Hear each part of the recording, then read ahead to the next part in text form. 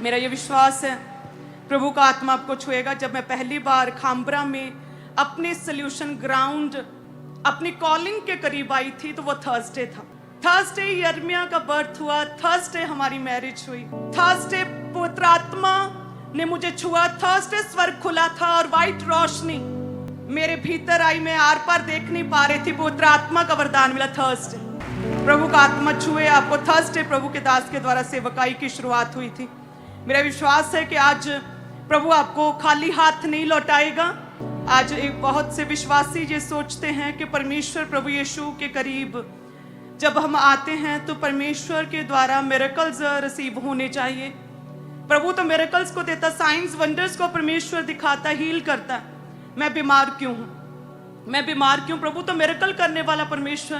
कहते हैं, पास्टर जी कहते हैं उनके स्वभाव में मिरेकल और चिन्ह और चमत्कार करना है। मेरे जीवन में मेरी प्रार्थना का आंसर क्यों नहीं हो रहा?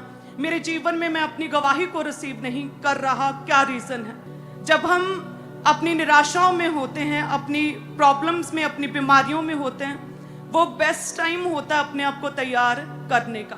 वो समय निराशा का समय, डिस्करेजमेंट्स का समय, वो समय डर का समय, वो समय जब अपने परिवार का एक सदस्य जिसे पूरे घर का भार संभालना चाहिए वो नशों में है।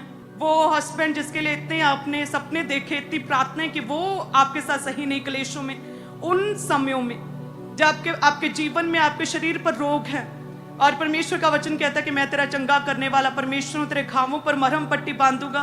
उसके कोड़े खाने से मैं चंगा हो चुका हूं, लेकिन फिर भी मैं निराशा में, फिर भी मैं गरीबी में, या फिर भी मैं क्यों इस डिस्करेजमेंट बीमारी में हूं? क्यों? मेरा परमेश्वर तो वचन कहता स्वभाव से ही मिरेकल करने वाला है। तो ऐसे समय में, वो साइलेंट टाइम में, वफादारी के साथ जब हम परमेश्वर में चलते रहते हैं, केवल परमेश्वर के आगे ही नतमस्तक करते, जब केवल एक ही परमेश्वर प्रभु यीशु रहता है, एक ही परमेश्वर, अन्य किसी की उपासना नहीं करते, एक संगति में जुड़े रहते, अपने अगुए के अधीन रहते, परमेश्वर के अधीन रहते हैं, रोज प्रेयर्स करते, वफादारी के साथ जब हम परमेश्वर के साथ जुड़े रहते हैं, देन परमेश्वर कहता है वो पाप जो तेरे अधर्म के कामों के कारण तेरे जो मिरेकल रुके हुए हैं, वफादारी के साथ बने रहने के बाद प्रभु कहता है वो रुकी हुई प्रेयर्स, वो रुके हुए मिरेकल्स तेरे जीवन को छुएंगे। प्रभु कहता है डिले के जुए को मैं तेरे जीवन से तोड़ता हूं, कि हर चीज में डिले, गवाही में डिले, आत्मिक जीवन में बढ़ने में डिले, प्रभु से बात करने, हर चीज में डिले, डिले के जुए को परमेश्वर तोड़ता है। अब कहते बांझपन है, लेकिन वचन कहता है कि मैं तुझे 7 पुत्रों की आनंद करने वाली माता बनाऊंगा। उस जुए को, बांझपन के जुए को परमेश्वर आपके जीवन से तोड़ता है। वो गरीबी के जुए को परमेश्वर आपके जीवन से तोड़ता है। वो निराशा के जुए को परमेश्वर आपके जीवन से तोड़ता है। वो बीमारी के जुए को परमेश्वर आपके जीवनों से तोड़ता है। क्योंकि कहते हैं ना, अभिषेक के कारण, उसके मस्से के कारण तेरा हर जुआ नाश कर दिया जाएगा। हालेलुया। एक रस्सी को जब तोड़ते हैं तो तोड़ने के बाद, काटने के बाद फिर भी उसकी गांठ बांधी जा सकती है, लेकिन परमेश्वर कहता है पूरी तरह से क्या करूंगा? नाश करूंगा हर तरह के जुए को। जैसे प्रभु क्या भस्म करने वाली आग, फायर से नाश करूंगा। तो वो समय जो होता है ना आपका, लिमिटेशंस का समय, बीमारी का समय, वो समय है कि जब हम वफादारी के साथ परमेश्वर के साथ चलते रहें। कहते वो समय जो है बड़ा अकेलेपन का समय होता है। वो समय ऐसा होता है कि मन नहीं लगता। वो समय ऐसा होता है बहुत हम अकेलापन महसूस करते। वो समय ऐसा है कि कांटे नहीं कटता है, और जिसमें सिर्फ हमें अपने दुख और नेगेटिविटी दिख रही होती है। उस समय कोई हमारे साथ हेल्पर, हमारा सहयोगी हमारे साथ नहीं होता। वो समय में जब आप परमेश्वर के साथ बने रहते, वफादारी के साथ परमेश्वर के साथ बने रहते, कहते फिर परमेश्वर हर तरह की जुए को तेरे जीवन से निकालेगा, और जो अधर्म के काम उन्हें बाहर निकालेगा। रुके हुए मिरेकल्स, रुकी हुई हीलिंग्स, रुकी हुई परमेश्वर के द्वारा दिए जाने वाली साइंस और वंडर्स और पावर, सामर्थ्य परमेश्वर आपके जीवन में आपको देता है। हालेलुया। वचन में लिखा कि एक सेवा करने वाली लेडी थी, फेनुएल की बेटी थी हन्ना। कहते 84 वर्ष से विधवा थी। सोचे एक यंग एज में जब उसका पति मर गया, उस समय टोटल वो निराशा में थी। वो सोच रही होगी कि पूरा जीवन अब मैं कैसे निकालूंगी। लेकिन कहते उस साइलेंट टाइम में, उस नेगेटिव समय में, उस समय भी कहते वो परमेश्वर के साथ जुड़ी। 84 वर्ष 84 इयर्स से विधवा थी, लेकिन कहते परमेश्वर के घर को छोड़ती ना थी। प्रभु के घर में कहते उसने पक्की सेवा ले ली थी, दिन और रात प्रार्थना और उपवास में बनी रहती थी। और उस विधवा को जो परमेश्वर के साथ वफादारी के साथ 84 वर्ष चलती रही, एक विधवा को परमेश्वर ने एक समय आया कि भविष्यद्वक्तन प्रॉफिटस परमेश्वर ने उसे बनाया। और हम कहते हैं कि प्रभु मेरे सिर दर्द है, मैं बांझ हूं, मेरा ये रोग है। आप प्रभु के साथ जुड़े तो सही, वफादारी के साथ जुड़े तो सही।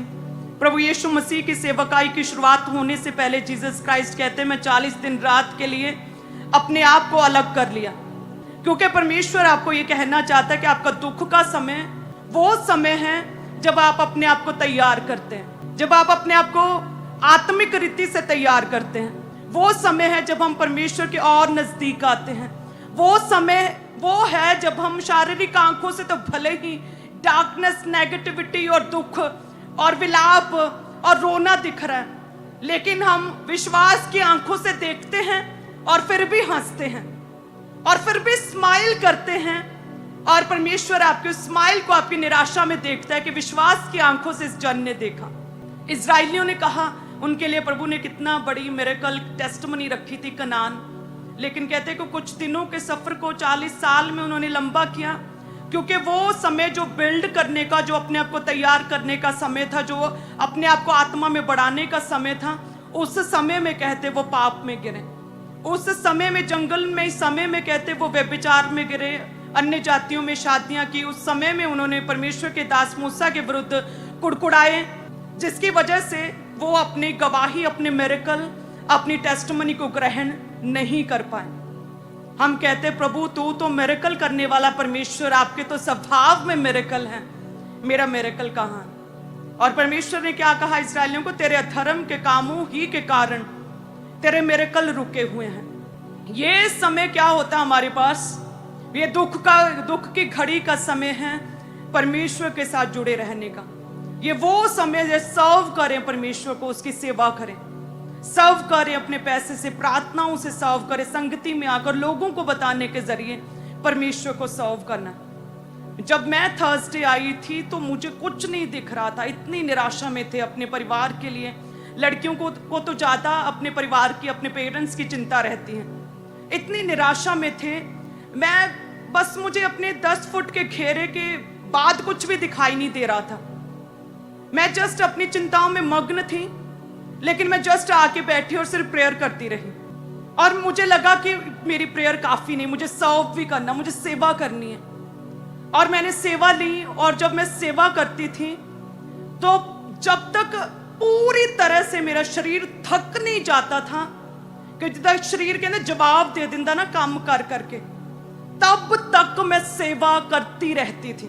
आज हम चाहते हैं ग्लोरी को, हम अब टेस्टमनीज को देखते हैं, अपने पास्टर्स की टेस्टमनीज को, प्रभु के वचन में प्रभु के दासों की टेस्टमनीज को देखते हैं, दाऊद की टेस्टमनी को देखते हैं। वही समय था, जंगलों में मसा होने के बावजूद, कॉलिंग को ग्रहण करने के बावजूद जंगलों में रहा, लेकिन कहते फिर भी परमेश्वर की बुद्धि से चला, प्रभु के निकट रहा और कहता रहा परमेश्वर तेरा अनुग्रह, तेरा फेवर, तेरा आत्मा मेरे जीवन से कभी भी अलग ना होने पाए। तो वो समय होता है आपका साइलेंट टाइम, आपके दुख का समय, जब आपने पूरा जी तोड़ मेहनत करनी है, जी तोड़ परफेक्ट वर्क करना है, जब आपने एक्सीलेंट काम होना चाहिए, वो समय होता है आपका।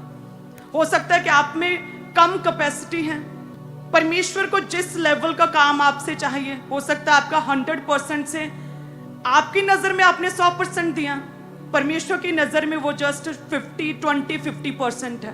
तो परमेश्वर की जो भी एक्सपेक्टेशंस है आपसे, उसे पूरा करने के लिए कई बार स्टार्टिंग में अपनी स्ट्रगल्स में हमें 250-300% कई गुना अधिक देना पड़ता है।